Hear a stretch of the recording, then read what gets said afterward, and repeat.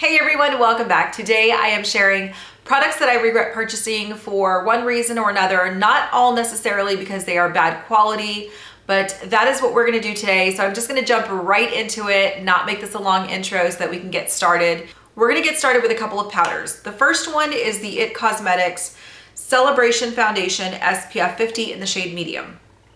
The reason I regret purchasing this, even though you're going to see that I hit pan on it, is because I feel like the formula is so dry. It's the coverage is nice, but it is such a dry formula and I don't like that. I like something more smooth and silky. So if you have oily skin, you're probably really going to love this, but it's just too dry for me and I didn't want to force myself to use it anymore. I was using it just to use it up, but I'm done with that. If I don't like it, I'm just gonna move on and return it, or if I've had it too long, just take it out of my stash. So that's the first one. The other one is another powder, but it's probably going to be a little bit of a surprise because I've also hit pan on this one. I continue to use it. It's the Hourglass Dim Light, the Dim Light Ambient Lighting Powder. The reason I regret purchasing this one, I love the Hourglass powders, first of all. But this shade in particular, you can't tell, but every single time that I put it on, regardless of what foundation I'm wearing, and regardless of whether I'm buffing it in or pressing it in with my powder brush, it always gives a pink tint or some kind of pinkness to the foundation. It adds pink tones to the foundation. So I don't know why that is. It's so odd to me, but I wish I would not have purchased this shade.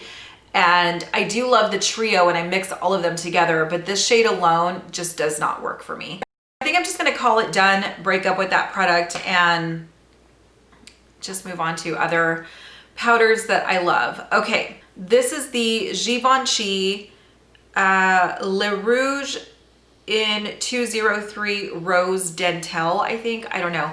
The packaging is absolutely beautiful.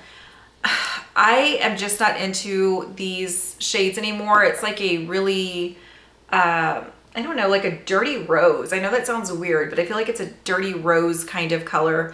It's a really beautiful shade. I just don't wear these colors anymore. And I've only worn this lipstick, honestly, probably less than a handful of times. It's a really big waste of money, but I shouldn't have bought it. I should have, when I spend money on expensive products like a lipstick, I should get shades that I would wear over and over, like a light pink or a nude, and instead spend my high dollars on a lipstick in that shade range, like, you know, pinks or nudes or something. 3 eyeshadow palettes that I regret purchasing. The first one is the Tarteist Pro To Go by Tarte. I loved the size of this, and the reason I purchased it was to take it for traveling because it's pretty neutral. And I do like the mattes, but I don't like these shimmer shades. So the mattes are just fine, but even then there's not like a big variety. Like there's not a whole lot of looks that you can do with this. And these shimmer shades right here, they just come off really, I don't know what the word is, like kind of, that bronze shade especially. Like, do you see how it has that like dark shift to it? So when you go like that, it's really beautiful, but then you angle it and it just looks kind of deep and dark. I don't know, I don't like the shift in it. I think that's what it is. It just shifts kind of deep and dark and I don't like that.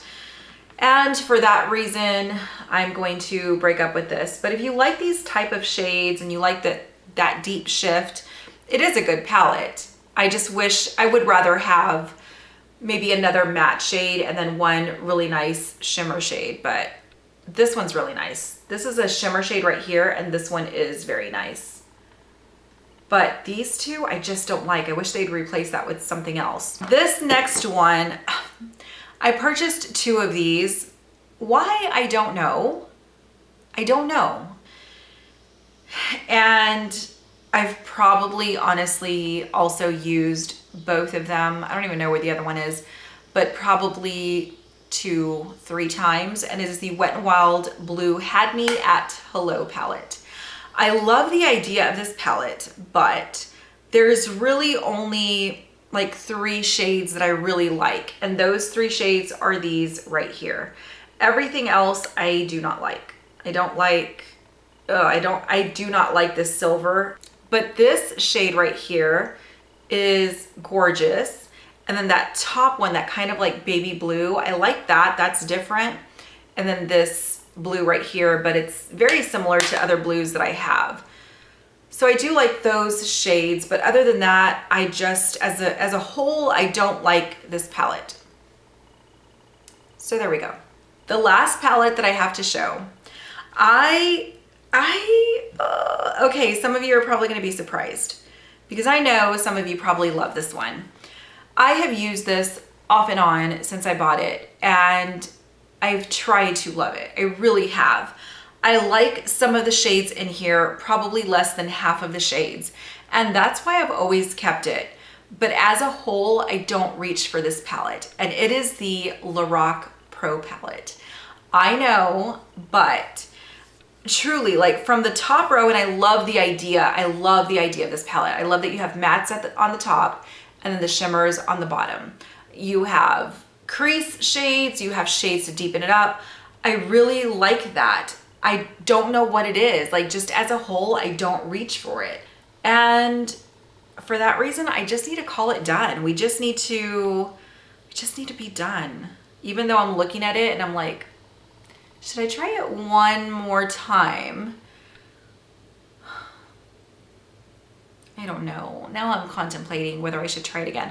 Okay, let me know. I'm gonna let you guys decide for me. Let me know if I should try this palette again and give it another shot. Okay. The last 2 products that I have are 2 makeup brushes. The first one is the Delium Tools 785. You might have seen me use this. I have it and I use it because it's a crease. It's good for like blending out. But these brushes, like the yellow line brushes I have found, or the yellow brushes from this line are very scratchy. Like, they're not smooth at all. It feels very scratchy, and for that reason, like, I bought like quite a few of Delium Tool brushes, and even the white-haired ones, I just don't find that they're very soft. So I don't care for these brushes. Totally regret buying them, even though they weren't like a ton of money, but still. Oh, this other brush. I have a love-hate relationship with this brush, but this is the Bobbi Brown blush brush. So I love it because I love the size, I love the shape, I love the density, like all of that I love. The hairs on this are not soft either though. It does feel, it's not as scratchy as the Delium Tools, but it's not a soft brush. When I compare it to like my Sephora brushes or even some of my Morphe brushes or the blinged brushes, it's not as soft. And so I use it because, again, I like the shape and I like the density. I like how it picks up product, but I mean, if I could go back, I would not purchase it. So that's unfortunately a regret. The Bobbi Brown blush brush. Those are the items that I am parting with and saying goodbye to, with the exception of if your vote keeps me hanging on to this, then I'll try it again. But I would love to know if you have any of these products and if you maybe love them, or if you had them and you don't care for them as much as I did. Let me know a product that you regret purchasing. Thank you guys so much for watching. Thank you for all your support. I hope you guys are having a great day or night, and I will see you very soon in another video.